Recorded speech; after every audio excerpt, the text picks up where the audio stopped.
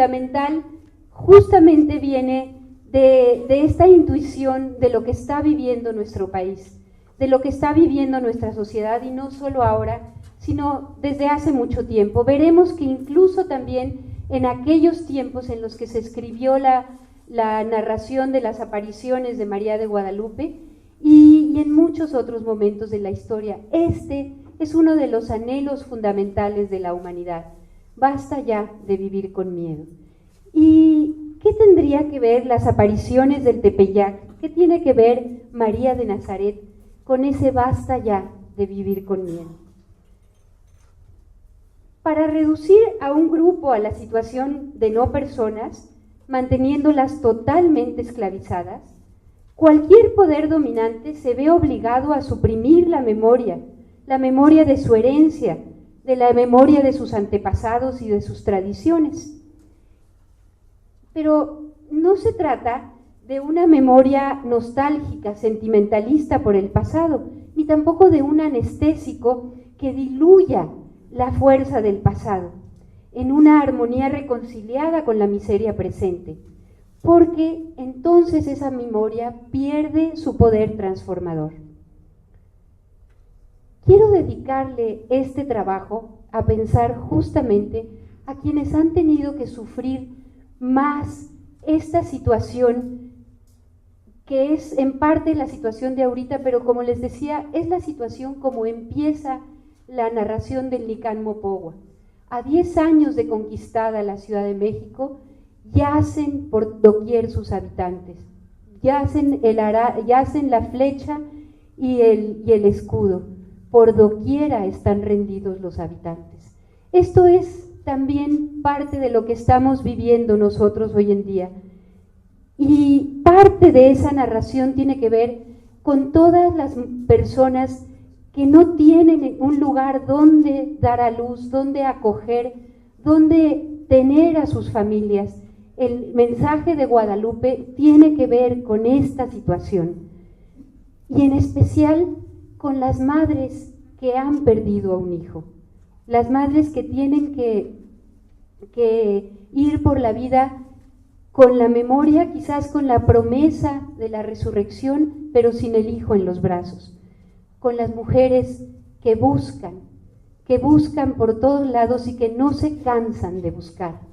Allí está el mensaje de María de Guadalupe, tiene una muy clara relación con todo esto. Si algo he aprendido a lo largo de los años de estudio es que el Evangelio es una escuela de resurrección. Y si algo aprendí con el Nicán Mopogua y con la imagen de María de Guadalupe, sobre todo con la imagen, es que esa mujer vestida de sol es una maestra de resurrección, es una mujer que nos enseña a resucitar, que tiene una estrecha relación con la madre de los macabeos, con el Antiguo Testamento, con aquella madre que ante el tirano, y veo que no había otra respuesta, con varonil fuerza y con femenina ternura, animó a sus hijos a la fe inquebrantable en la resurrección, a la fe inquebrantable y de no rendirse ante la tiranía. Pero vamos a hacer como una síntesis de dónde viene todo esto. La gran pregunta es que si esa mujer vestida de sol con la luna bajo sus pies, que aparece, es la imagen de Guadalupe, y definitivamente esa imagen es la imagen del capítulo 12 del Apocalipsis. Pero la gran pregunta que se han hecho los teólogos de todos los tiempos, los padres de la Iglesia pensaron que sí, que esa mujer del capítulo 12 del libro del Apocalipsis, vestida de sol con la luna bajo sus pies, con una corona de 12 estrellas, era María. Después vinieron los exegetas, los estudiosos, y dijeron no es María, es la mujer del capítulo 12 del Apocalipsis. Sin embargo, otros decimos, bueno, ¿y entonces por qué tenemos esa imagen de Guadalupe? ¿Y por qué cuando vamos en la misa del 12 de diciembre, pues la única lectura que tenemos bíblica para hablar de Guadalupe es precisamente este primer versículo del capítulo 12 del Apocalipsis. Entonces, vamos a ver, antes que nada, pues, ¿quién es María? Y de María se dice todo esto. De María se dice que es un modelo, un arquetipo, un prototipo, un ícono, una figura, que es una figura representativa, una idea teológica, una metáfora, que es el ideal del discípulo, el ideal de mujer, pues que es una cuestión cultural, un elemento literario, es un motivo para que sea nuestro ejemplo, un signo, que es el tipo de la iglesia, que es el principio de lo femenino. Pero la verdad, María es antes que nada ella misma. Y María es antes que nada la María que nos presenta en el Evangelio. No vamos a tener tiempo aquí de recorrer, de irnos a cada uno de los detalles del Evangelio, y por eso es que precisamente le cambié la letra al Oh María, Madre mía, por el Oh María de los Evangelios, para que hiciéramos un pequeño recorrido por el Evangelio de María, y hice una cosa que ya no se debe de hacer. Los exégetas actuales dicen, por favor, no nos traten de interpretar un evangelio con otro, no nos revuelvan los evangelios. Cada autor se interpreta solito y se estudia solito. Así que aquí no, aquí están revueltitos como en los nacimientos y como en la historia, toda junta la historia como en las películas. Pero para que no se vayan ustedes con esa mala idea, pues les puse a San Lucas, al Evangelio de San Lucas en azul, el Evangelio de San Mateo en rojito anaranjadito y el Evangelio de Juan en verde. Y lo que ven morado aparece en varios evangelios y es también la tradición y la teología de María. Entonces, para hacer un repaso muy breve, una especie de oración bíblica, les voy a invitar con la hermosísima voz y composición de Maruca a que cantemos el Oh María, Madre mía, pero que por esta vez sea el Oh María de los Evangelios. Mujer pobre, hermana mía, y al consuelo del mortal, tú acompañas e iluminas este incierto caminar. Tú acompañas e iluminas este incierto caminar. Cuando el ángel te decía que a Dios podías tú llevar, tú aceptaste en valentía, sin tiempo de consultar. Y José, que no sabía, ya te quería repudiar, mas en gran sabiduría supieron ambos confiar. Si tu prima requería, fuiste pronta a visitar. Fue un encuentro de alegría que a su niño hizo saltar. Su voz a la tuya unía, para gracias a Dios dar, por la inmensa maravilla que al humilde iba a ensalzar. Como Augusto lo pedía, había que irse a empadronar a Belén, y sin tardía tuviste que echar a andar. Pronto tu hijo ya nacía y no había donde te albergar. Por eso él vio luz de día en pobrísimo portal. Un ángel se aparecía a pastores del lugar. Dijo que gloria venía en un niño, en un pajar. Tú que apenas comprendías, solo podías callar. Misterio y maravilla en tu corazón guardar. Cuando al templo fuiste un día para el niño presentar,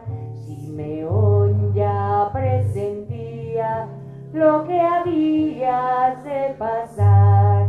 Unos magos que veían luz de estrella oriental, en Judea preguntarían y al rey habrían de inquietar. Ese rey te perseguía, tu niño quería matar, y a Egipto con él huían para su vida salvar. Como extraña en tierra fría, tuviste que suplicar, a ver si alguien te acogía, porque no tenías hogar. Y Jesús, según crecía, mucho te hacía pensar, con lo que él hacía y decía, todo había que cambiar. Cuando un novio no tenía ningún vino que brindar, creías que ya venía esa su hora de ayudar. El poder callar quería, su manera de anunciar, porque no le convenía eso de al pobre elevar. En la cruz cuando moría, otro hijo te quiso dar. Así empezamos, María, esta iglesia maternal. Pereció ya el tercer día, mostró su resucitar. Pronto a Dios reascendía para su espíritu dar. Con la gente que a él seguía, tú te quisiste quedar. Por eso eres luz y guía de este pueblo al andar. Por eso eres luz y guía de este pueblo al andar.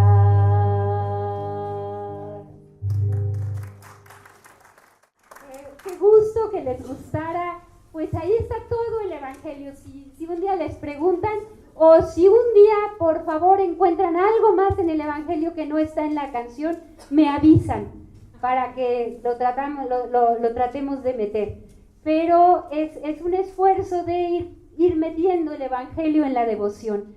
Pero ciertamente que para una teología mariana tampoco basta un análisis de los textos bíblicos.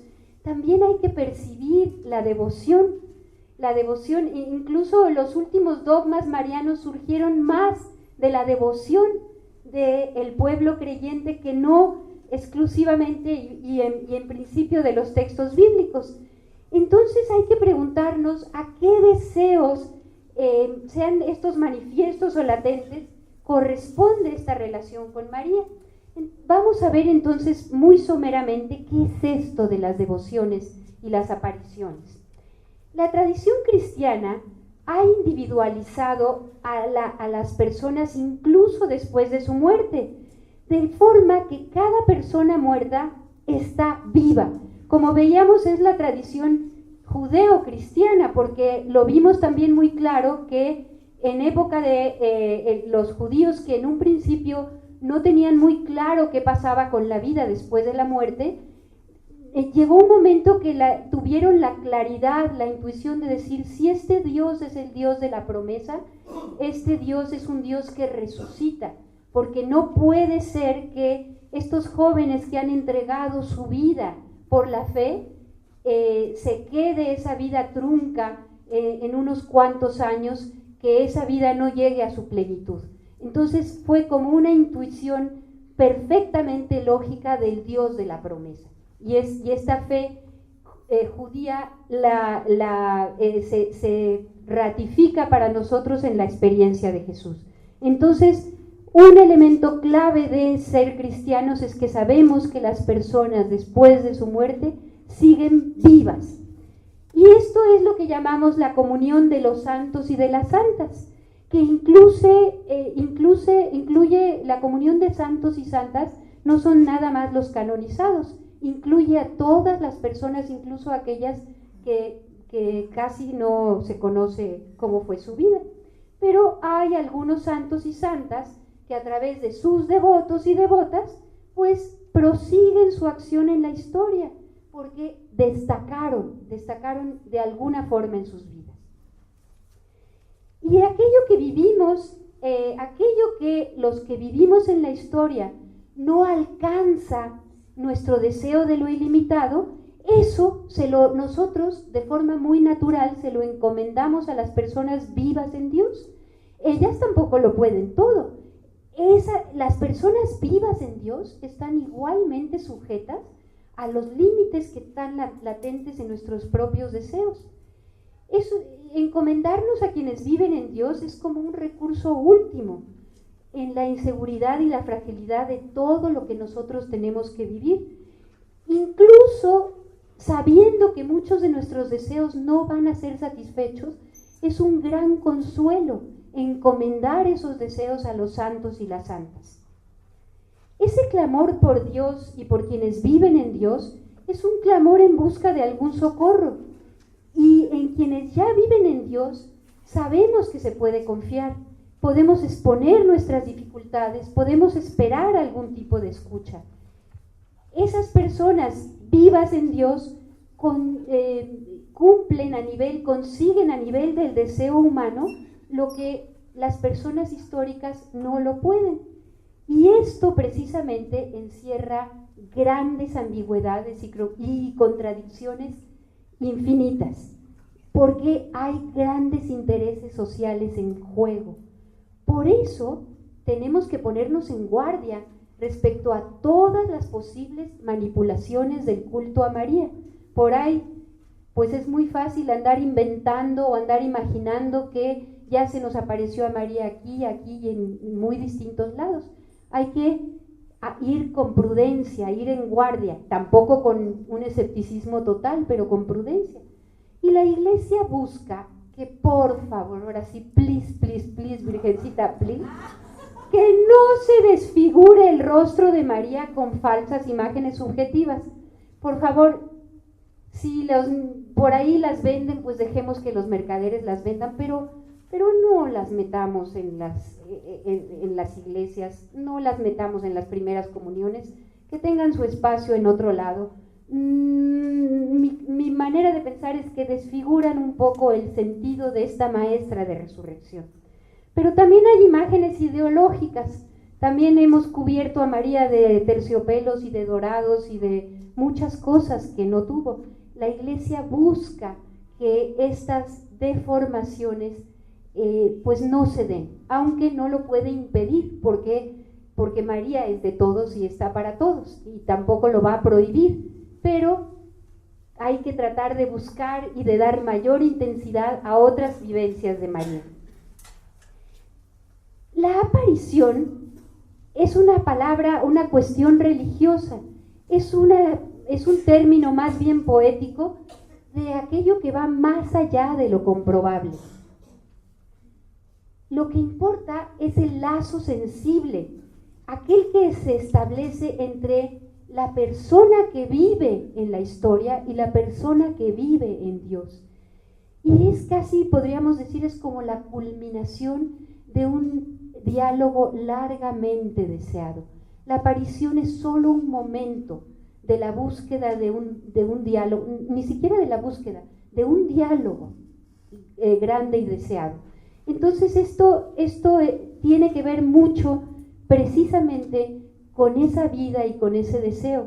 El padre Torres Queiruga decía, incluso para explicar la resurrección, que tenemos que entrar muy a fondo, que falta por ahí alguna tesis doctoral que se dedique a estudiar la cuestión de aparición, que entenderíamos mucho más todo esto que tiene que ver con las apariciones de los vivos en Dios y las vivas en Dios, y también entender de una manera mucho más cabal toda la cuestión de las apariciones del resucitado, que es la experiencia fundamental de nuestra fe. Entonces, por ahí hay un pendientazo, pero aquí tenemos una experiencia de aparición. Pienso que los mexicanos somos privilegiados en esa experiencia de aparición. La imagen de María de Guadalupe y la narración del Nicán Mopogua nos pone en un lugar privilegiado para esta comprensión. En la experiencia de aparición se rompe, aunque sea por unos momentos, esa sensación de abandono. Y no es que el abandono desaparezca, sino que se vuelve más soportable. Los cielos se convierten en aliados. Ahora, no hay que confundir. Cuando la aparición se cuenta, se le relata a alguien, entonces ya es una narración. Tenemos en la imagen de María, tenemos la imagen de la aparición, pero tenemos también nosotros un relato, una narración que así se llama precisamente. Nicán Mopogua, sabemos perfectamente, es aquí se narra. Nada más tendríamos que tener cuidado porque en el campo de lo simbólico no podemos formular más que hipótesis, no podemos afirmar nada, estamos en el campo de lo simbólico, lo cual da mucho para que cada persona, para la manera de vivirlo de cada persona y para la sensibilidad de tantísimas culturas. Y ahí sabemos que para explicar esto estamos exclusivamente en las hipótesis. Otro elemento muy interesante es que en el caso de María como mujer y madre, también viene el aspecto de su relación con la naturaleza, que es una perspectiva muy presente en todo el libro del Apocalipsis, pero especialmente en este capítulo 12. Y aquí en esta imagen vemos con más claridad qué parecida es la mujer del Apocalipsis a la imagen que tenemos de María de Guadalupe. Y en la tradición se habló de María como luz de la aurora, como estrella de mar, como rosa sin espinas, como paloma hermosa, porque María reúne en ella la naturaleza toda, la naturaleza como una síntesis del universo. Esto hace que en cada momento de la historia, pues el misterio de María se nos desvela, que es lo que vamos a hacer aquí con el libro, con la imagen apocalíptica, con el libro del Apocalipsis, porque eso es Apocalipsis, que se desvele. Entonces el misterio de María se desvela en cada momento de la historia de una manera diferente, de una manera capaz de tocar en profundidad, esperemos, las necesidades del pueblo pobre y creyente. Este es el objetivo de esta charla para mí hoy, y ya ustedes me dirán si se acerca o si tendríamos que ponerle muchas otras cosas, y más bien creo que con la experiencia de ustedes aquí o narrada más adelante en otras oportunidades, podamos completar de qué manera esto se acerca a las necesidades del pueblo pobre y creyente. María, entre el estado de las cosas y la esperanza, es un signo del pueblo de Dios. Por eso, hoy quiero que veamos de qué manera María, a través de la narración del Nicán Mopogua, a través de la aparición apocalíptica y a través precisamente de esta narración del Apocalipsis, nos da esta experiencia de liberación y de esperanza. Y para ello voy a echar mano de dos narraciones, el Nicán Mopogua y el capítulo 12 del Apocalipsis, y los voy a introducir y también concluir con un himno, que es el himno del Magnificat.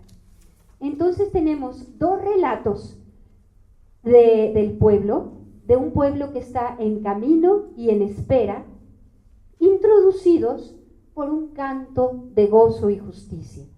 Y estos son 6 elementos que vamos a encontrar en estas dos narraciones: el gozo y el asombro, el trasfondo del dolor del mundo, la puesta en camino, el momento de lucha, que me gustaría cambiarlo por alguna otra palabra que no fuera necesariamente lucha, porque no quisiera que nos quedáramos con lo bélico, pero es como la tarea, la obra, la confrontación, el momento de resistencia y el momento final de la revelación y la confirmación de la misión, que no va a ser más que otro momento de gozo y asombro que nos vuelve a llevar a volver a empezar este camino.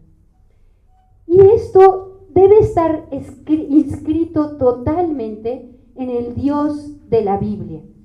El Dios de la Biblia que se nos va revelando en esa historia de la salvación, donde hay un tema desconcertante.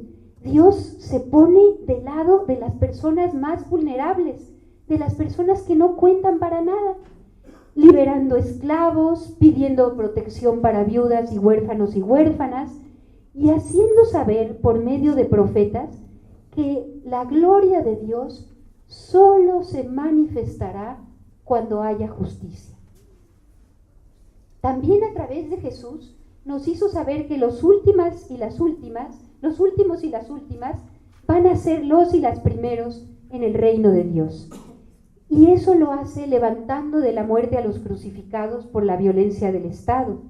Esto como que no es lo que a lo mejor esperaríamos, definitivamente no lo esperaríamos de un dios Marduk o de un dios Zeus.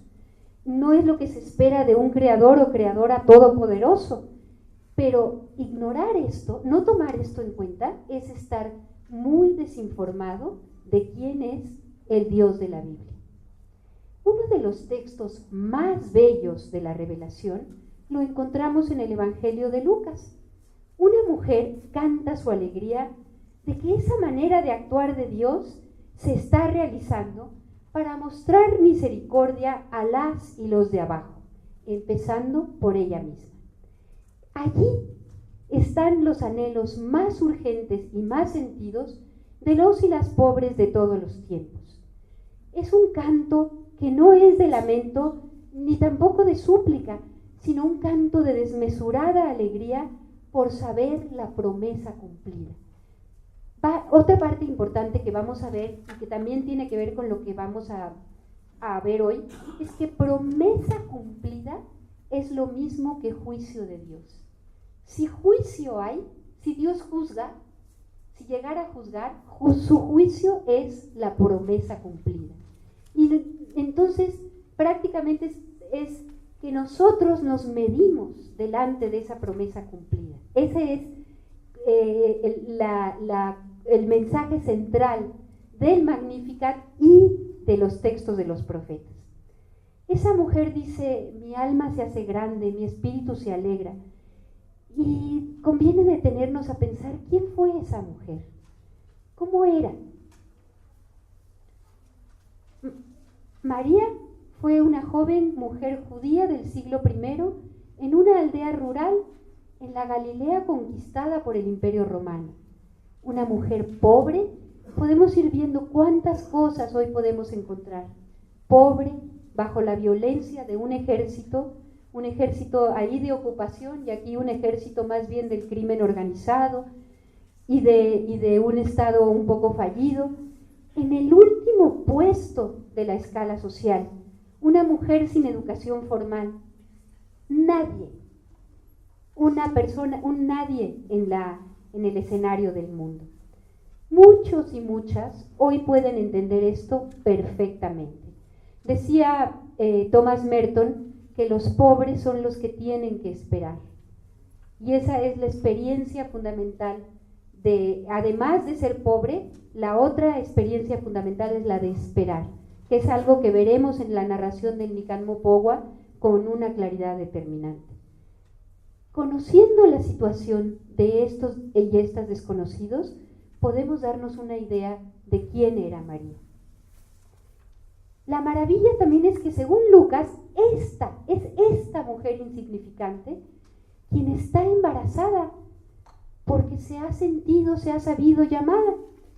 Y los estudiosos nos dicen que los elementos de esa narración lucana tienen justo los pasos que se repiten en el Antiguo Testamento en la narración profética. Llega un mensajero celestial, la persona presenta sus dudas, la voz le comunica la certeza divina y le comunica algún signo y él o la oyente accede. le dice, concebirás y darás a luz, y ella dice, ¿cómo podrá ser así si yo? Y el mensajero le dice, el Espíritu Santo descenderá, te cubrirá. Tu prima, le muestra un signo, tu prima de avanzada edad, y ella dice, he aquí, hágase. La que habla es una mujer de fe que da un paso adelante, convencida de que nada es imposible para Dios. Y esto nos lleva a preguntarnos, ¿qué es eso de un espíritu que desciende y cubre? Es como el Génesis, el Éxodo, el Tabor. Es el advenimiento de Dios para hacer algo nuevo. Y siempre que la sombra del Ruaj Espíritu se acerca y nos cubre, tengamos cuidado. La iniciativa de Dios está trayendo algo nuevo para la historia. El amor divino, de nuevo, haciendo algo nuevo y creativo. El amor divino viniendo personalmente a compartir en carne propia la labor y la vicisitud de los seres humanos necesariamente limitados. Y es de esta manera como María, poniendo mano a mano la capacidad creadora de vida de su cuerpo de mujer con la invitación divina, responde. Y el don gratuito de Dios a la humanidad empieza a tomar forma. María no consulta ninguna autoridad, solo acepta la tarea monumental que le propone Dios. Su propio mundo se puso de cabeza. Y Jesús así nació de esta mujer joven, con un pensamiento y voluntad propia. No fue un acto de sumisión ni de pasividad, sino con una gran capacidad. Esto se da por la gran capacidad de atención y por la creatividad que surge de una vida de escucha. Henchida de vida nueva en formación, María atraviesa los montes para visitar a su prima, embarazada también en circunstancias inexplicables. En el espacioso silencio resuenan dos voces de mujer. Llena del Espíritu, Isabel alaba la fe de María. Y María, así confirmada, también llena del Ruaj Espíritu, se lanza en un canto de alabanza a Dios. Casi nunca pensamos en mujeres en cinta como profetas, pero esta escena las presenta así. Dos madres de redención que incorporan en ellas mismas la misericordia divina, que ahora proclaman proféticamente como afirmándose la una en la otra. Y lo que comienza como alabanza agradecida por la amorosa benevolencia de una mujer marginada, crece en amplitud para incluir a todas y todos los y las pobres del mundo. Estas dos estrofas están ligadas por un profundo sentido de la inusual bondad del Dios de Israel, el Dios de Israel que escoge estar en solidaridad con quienes sufren y no importan. Es la alegría de una pobre mujer que se siente tomada en vilo hacia el poder bondadoso y gratuito de Dios.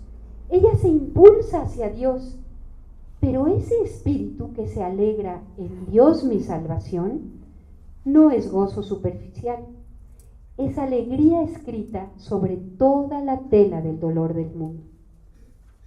Muchas veces han querido callar, disimular el mensaje de este canto de María. Por ahí en el siglo, a finales del XIX, decía uno de la Acción Francesa, un movimiento que se llamaba la Acción Francesa, un poquito reaccionario, decía, qué inteligentes los católicos, que solo permiten cantar el Magnificat cantado y en latín.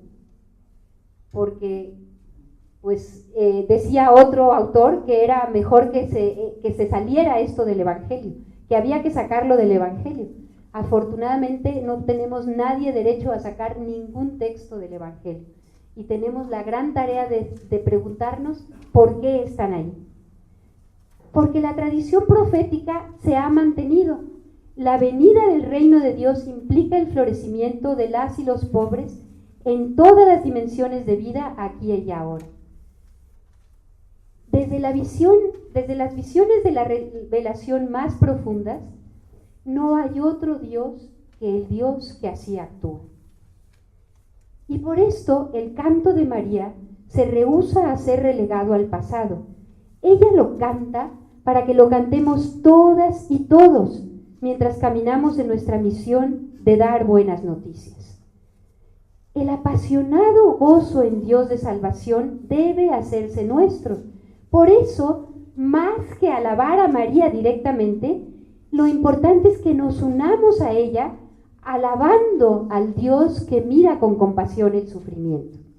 Y entonces aquí tenemos otro que ustedes también ahí lo tienen. Esta es una adaptación del Magnificat que tiene quiere hacer énfasis en este Dios que se compadece del dolor del mundo. Me dirán dichosa por todas las eras, gracia jubilosa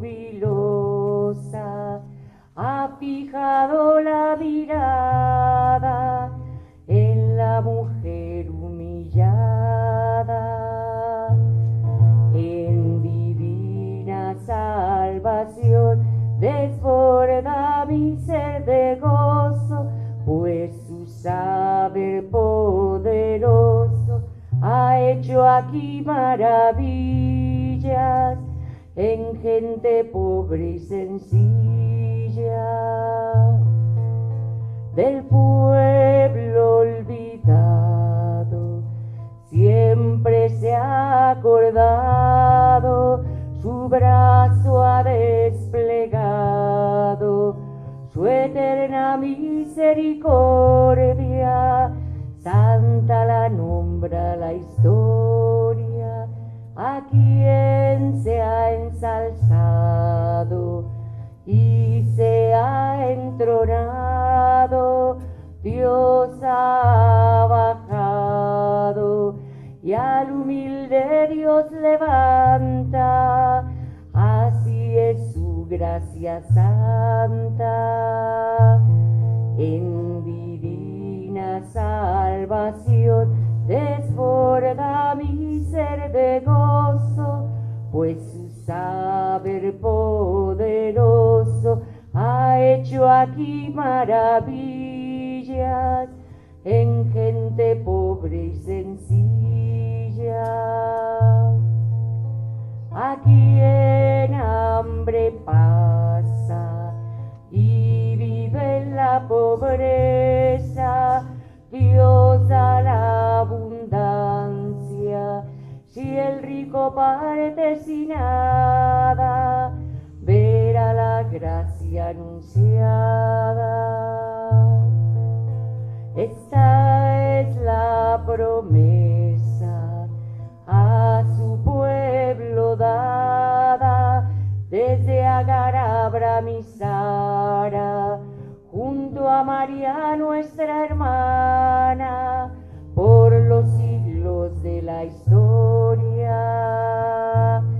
En divina salvación desborda mi ser de gozo, pues su saber poderoso ha hecho aquí maravillas en gente pobre y sencilla. En divina salvación desborda mi ser de gozo, pues su saber poderoso ha hecho aquí maravillas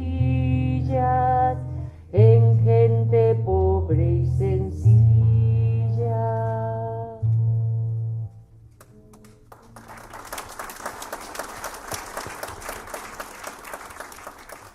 Esta es entonces un canto que nos llama a la construcción de un mundo más pacífico y más justo. Y es aquí donde encontramos esa relación con María y la Iglesia, y con María y el pueblo.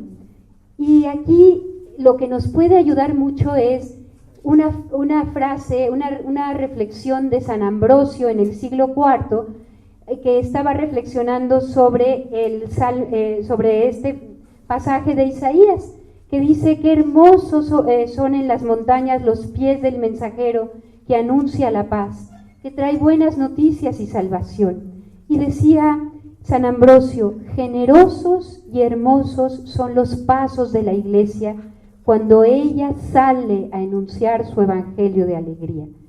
Hermosos pasos de María y de la Iglesia. Ahí vamos viendo cómo ciertamente que la María de los Evangelios no es propiamente el pueblo de Dios, pero la María que se nos va presentando en las apariciones y en las devociones es la María Iglesia, la María pueblo de Dios. La María pueblo de Israel, y esta frase maravillosa que les comparto de un especialista en el pensamiento hebreo, Claude Tremontan, que dice: la encarnación no hubiera sido posible sin ese fiat lentamente madurado por todo un pueblo en el curso de una larga historia y salido de la boca de una joven de Israel. Esa mujer del Magnificat, del Nican Mopogua, del Apocalipsis y de la imagen de María de Guadalupe, es una mujer que está encinta. Y esa mujer se refiere probablemente al pueblo de Dios, que es tanto Israel, que trae al Mesías, como la Iglesia, que vuelve a atravesar las vivencias de Israel y tiene otros hijos a la imagen de Cristo.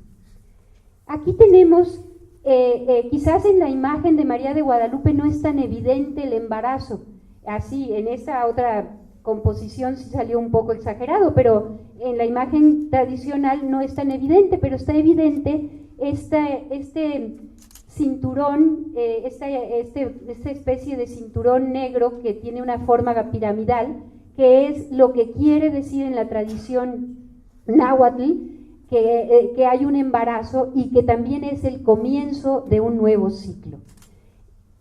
Por eso vamos a ver entonces al mismo tiempo, la narración del Nican Mopogua junto con la revelación del Apocalipsis.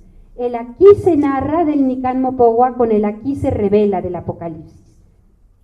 Y esto va a ser viendo estos pasos. El llamado con cantos, que tiene mucha relación con la mujer vestida de sol, los habitantes rendidos, que tienen que ver con un parto en las fauces de un dragón, el mandato, la aparición y el mandato al envío, y el envío al cielo por un lado y al desierto por otro lado. La experiencia de rechazo y la experiencia de una batalla, una lucha en el cielo, el reenvío y la resistencia con la espera en el desierto, la revelación y la misión. Entonces vemos que la primera parte del Nican Mopogua nos va a hablar de gozo y de asombro. Un pobre digno campesino venía en seguimiento de las cosas divinas, de lo que estaba mandado. Esta parte es muy importante. La sensibilidad de este campesino era la sensibilidad a las cosas divinas, y entonces por eso había encontrado mucho sentido en lo que le decían los frailes sobre Dios, pero también encontraba mucho sentido, no había perdido el sentido de su cultura de encontrar a Dios en la naturaleza, en los cantos. Y ahí escuchó, cantaban sobre el cerrito como el canto de aves preciosas, y el cerro le respondía, eran muy suaves, muy placenteras, como los cantos aventajaban a los cantos del ave cascabel. Y hacia allá estaba mirando, hacia donde sale el sol, de donde venía el precioso canto. Cesó el canto, dejó de escucharse, y entonces oyó que lo llamaban. Nada inquietó su corazón, ni se alteró. Fue a ver a dónde lo llamaban, y allí mucho le maravilló cómo sobrepasaba toda admirable perfección. Cuando llegó a la cumbre del cerrito, contempló a una noble señora que allí estaba de pie. Y en el libro del Apocalipsis nos dicen, una gran señal apareció en el cielo, una mujer vestida de sol con la luna bajo sus pies, una corona de 12 estrellas sobre su cabeza. Pero esto está, ahí muchas veces, ahí se queda el pasaje, ahí es lo único que nos presentan en las lecturas de la misa. Esto es lo único que nos presentan con la imagen, pero la realidad es que detrás de esto hay un trasfondo. Esto surge en el trasfondo de injusticia. Y el Nican Mopogua empieza a contarnos, a los 10 años, esto es una parte anterior a ese gozo y asombro, pero aquí lo vamos a colocar en este contexto. A los 10 años de conquistada la Ciudad de México, yacen ya en tierra la flecha y el escudo.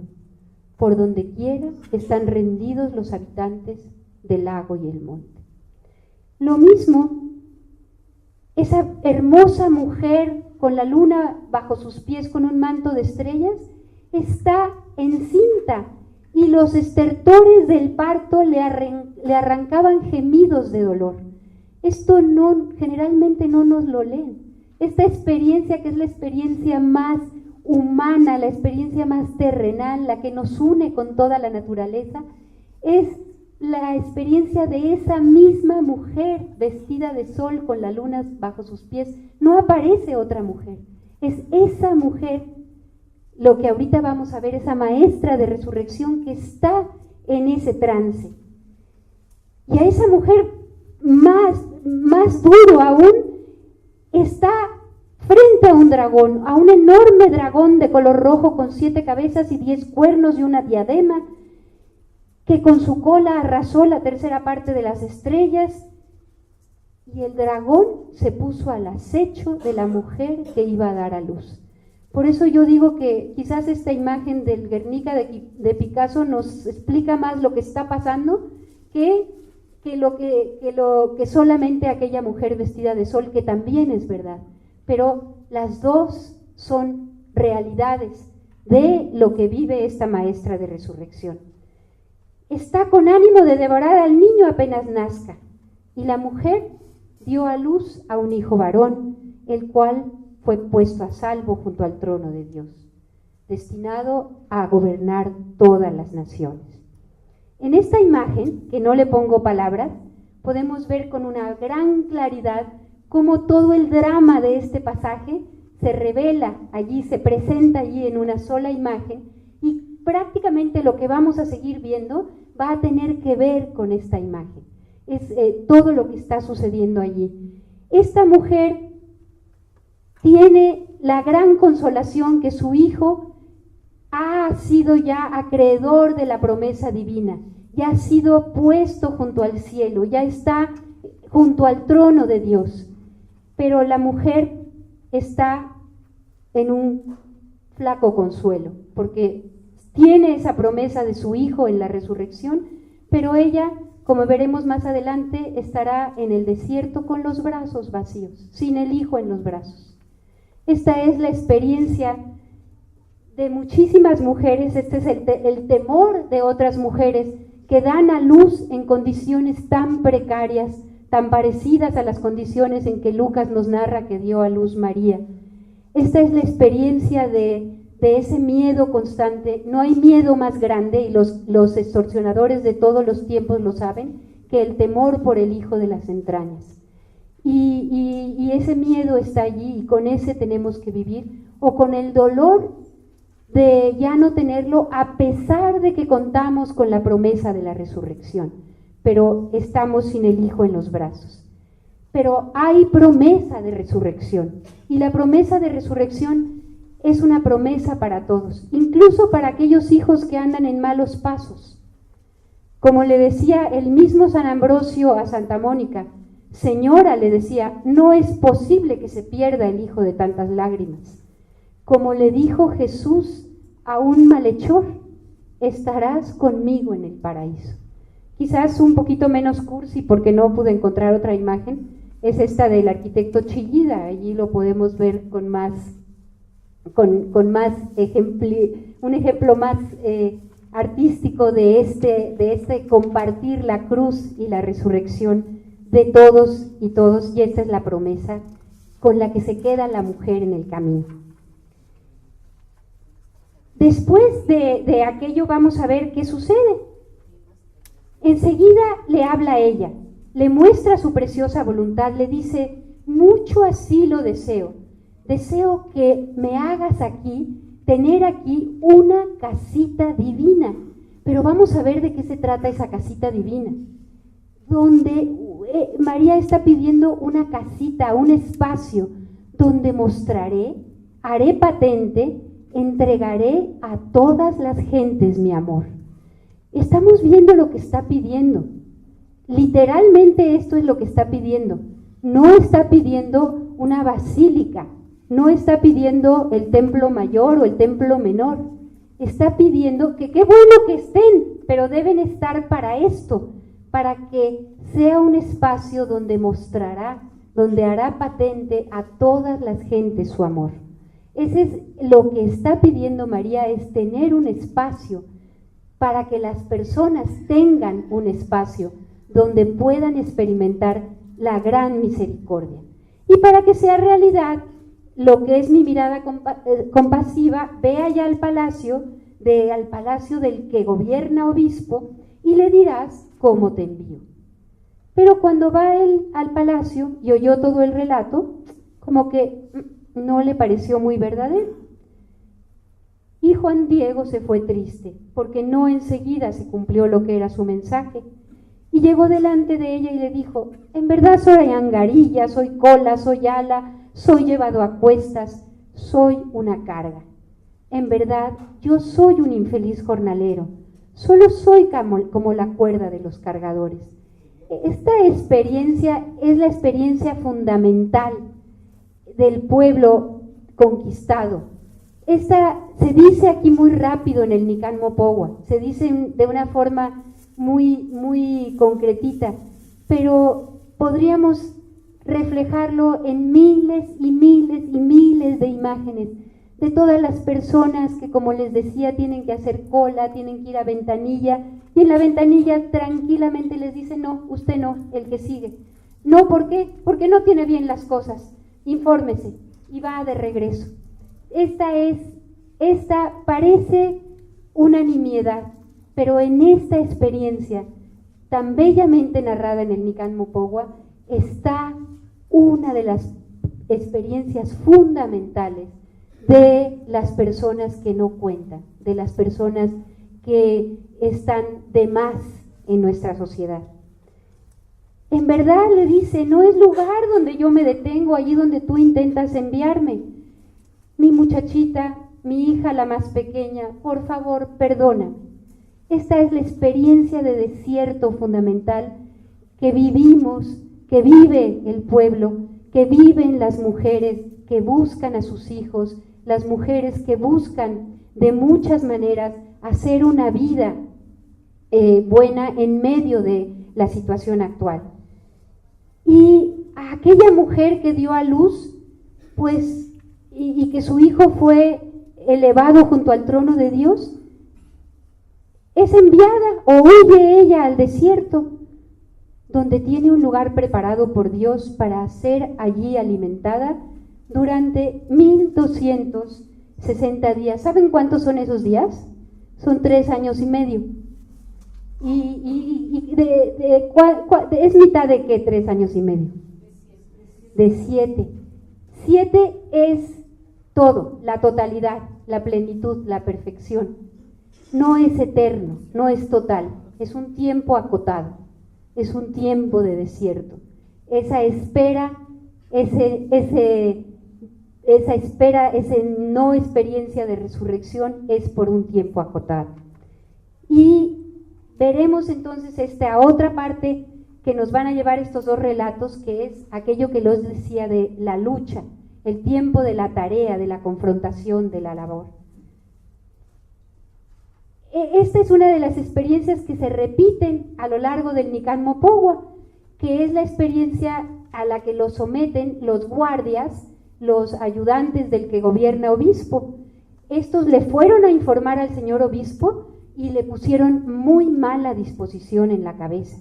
Y entre ellos determinaron que si otra vez venía, lo habían de agarrar, castigar con dureza, para que no volviera a decir mentiras y a engañar a la gente. Y a pesar de eso, María le insiste, pero es necesario que tú vayas, que insistas, que por tu intercesión se realice. Que la verdad que qué poca sensibilidad de la mujer allí, de la señora. ¿Por qué no tiene compasión de Juan Diego? ¿Por qué insiste de someterlo a estas experiencias de humillación? ¿Por qué está con ello? Lo está mandando realmente a confrontarse con ellos y consigo mismo.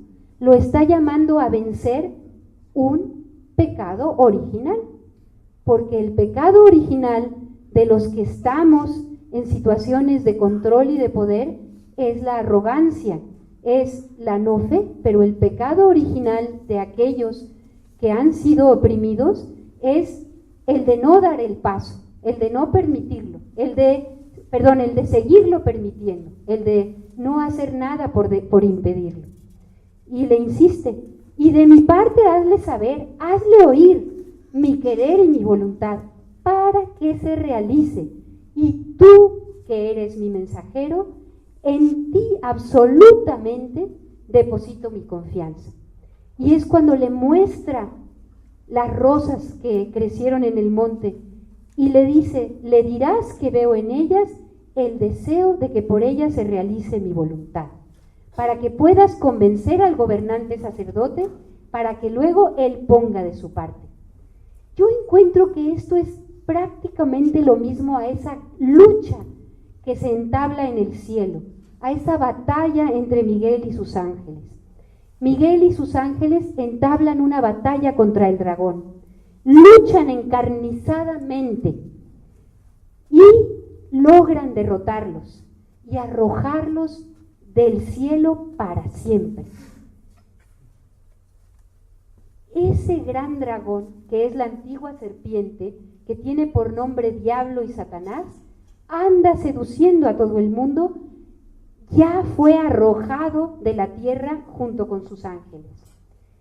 Y en el cielo, curiosamente, se oye una fuerte voz que dice, ya está aquí la salvación, el poder del reinado de nuestro Dios, ya está aquí la autoridad del Mesías. Está allí cuando el pobre decide asumir su lugar e ir a decir su voz al que gobierna, ya está aquí la salvación. Ha sido precipitado el acusador de nuestros hermanos, el que los acusaba día y noche en presencia de nuestro Dios. Nos recuerdan a esos guardias que metían mala voluntad, esas pequeñas y grandes instancias que van poniendo mala voluntad para que se escuche la voz de los hijos del pueblo. Pero curiosamente esas voces del cielo dicen, ellos mismos lo vencieron. ¿Quiénes? Pues sí, ya nos dijiste que Miguel y sus ángeles lo vencieron. Pero dice el libro del Apocalipsis, por medio de la sangre del Cordero. Entonces no son unos ángeles, son unos amigos del Cordero, son unas personas que dan un testimonio sin que el amor a su vida les hiciera temer a la muerte. Los amigos del Cordero, que no tienen miedo de dar testimonio del Cordero, son los que pueden ser capaces de vencer a ese acusador que día y noche les acusaba delante de Dios. Son los que pueden precipitar al dragón y a sus ángeles. Tenemos de nuevo aquí esa imagen que de la maestra de resurrección, y esa imagen de nuevo la madre de los macabeos que enseña a sus hijos a resucitar, a vencer al dragón, porque no amaron tanto a su vida como para tener miedo a la muerte. Ese es como el elemento clave de la maestra de resurrección.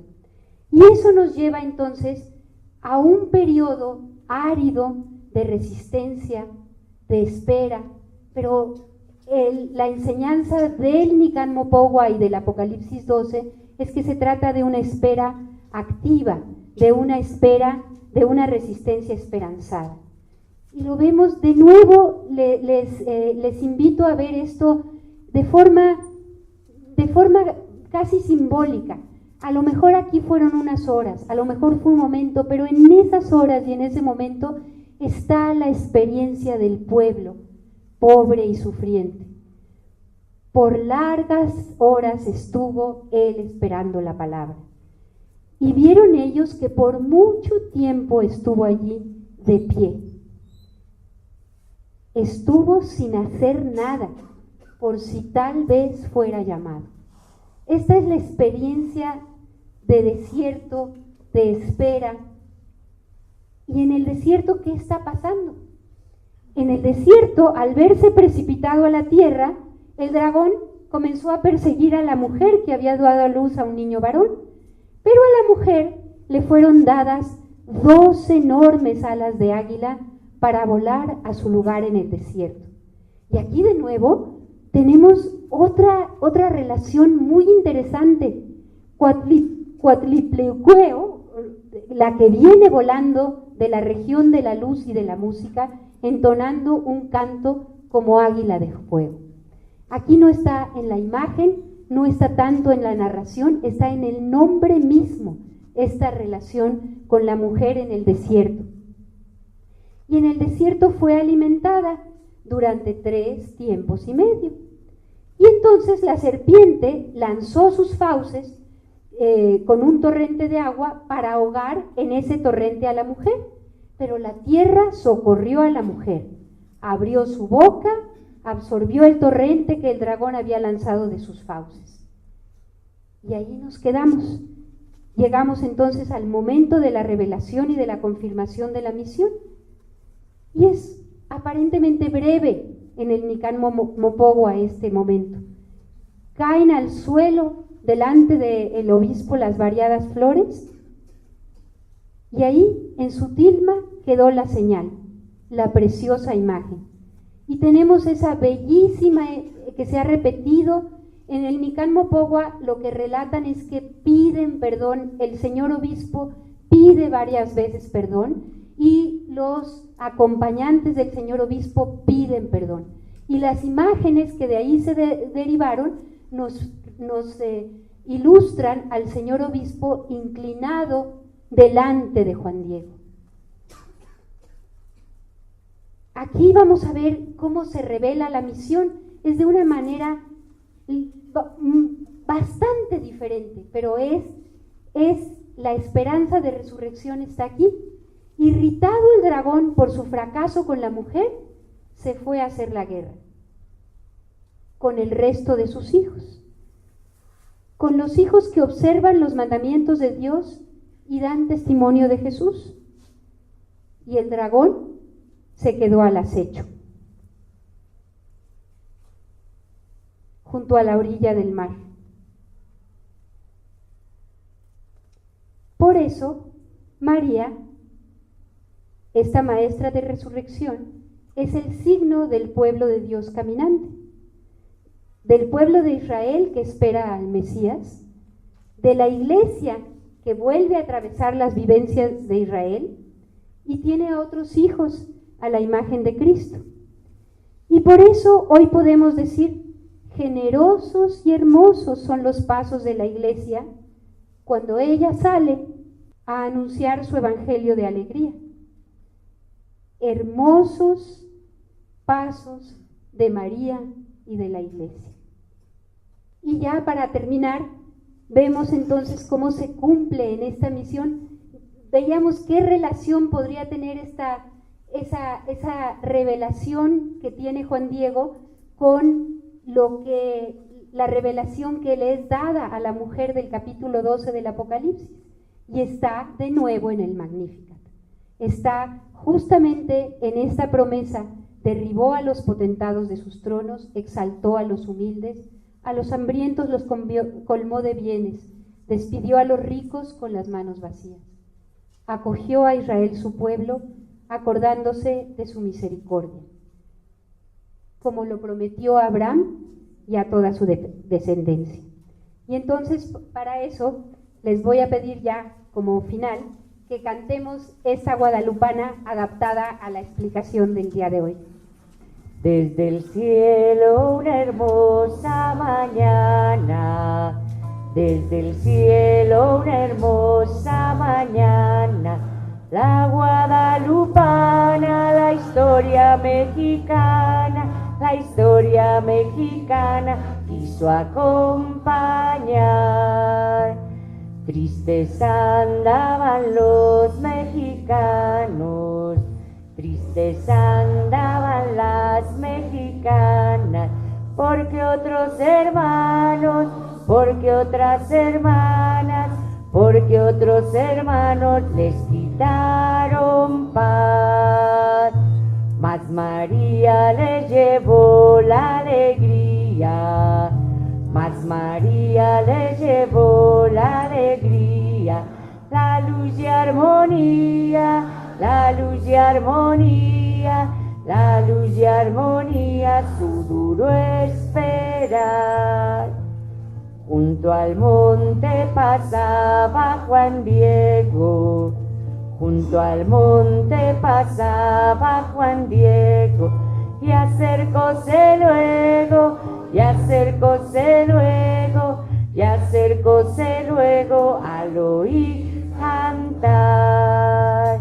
Y María Juan Diego le dijo, y María Juan Diego le dijo, ve dile al obispo que este pueblo elijo, que este pueblo elijo para ser mi hogar.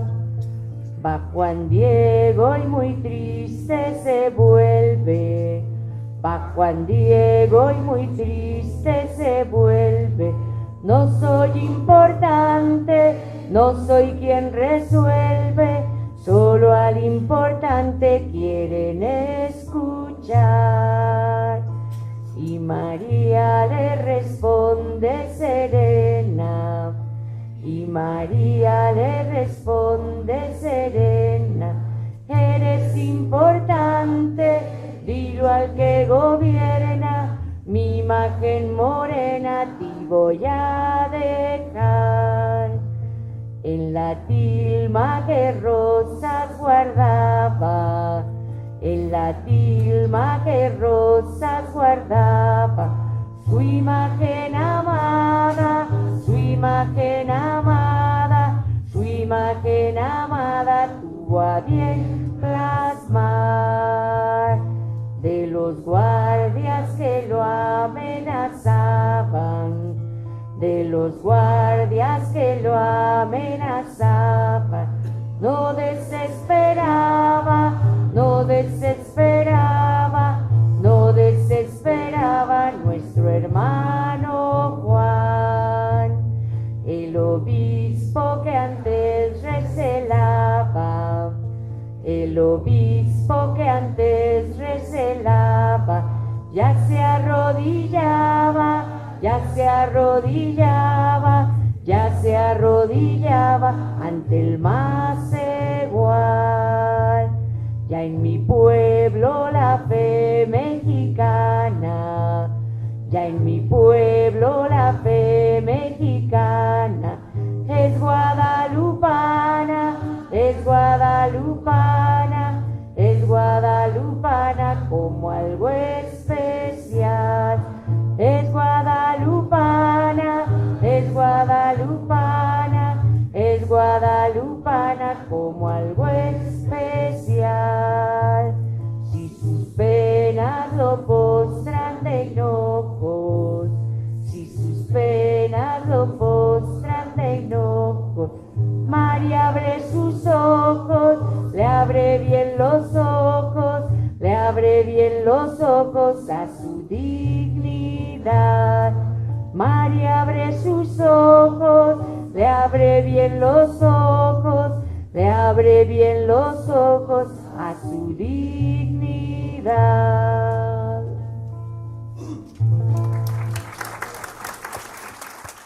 Pues este es el mensaje, Esta es la escuela de resurrección que he encontrado en el Nican Mopogua, en el capítulo 12 del Apocalipsis, gracias al himno del Magnífica. Y es lo que quería transmitirles el día de hoy. Sé que estuvo muy acelerado, que fueron muchas imágenes, pero pensé que solo las imágenes nos pueden dar un poco la idea de esta idea que aparentemente es muy compleja, pero que quizás si nos vamos acostumbrando a ella no lo sea tanto. Es que es la experiencia de la promesa que nos ha dado Dios de la resurrección, la vivimos así, de esta manera, cuidando al resto de los hijos.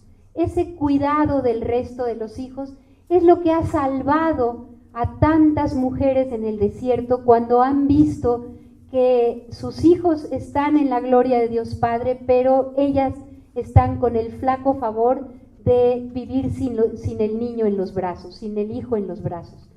Ese vacío, se transforma en cuidar del resto de los hijos, y esa es la misión de la iglesia, que tampoco tiene en sus brazos, como le dijo Jesús resucitado a Magdalena: no me trates de tocar, yo voy al Padre.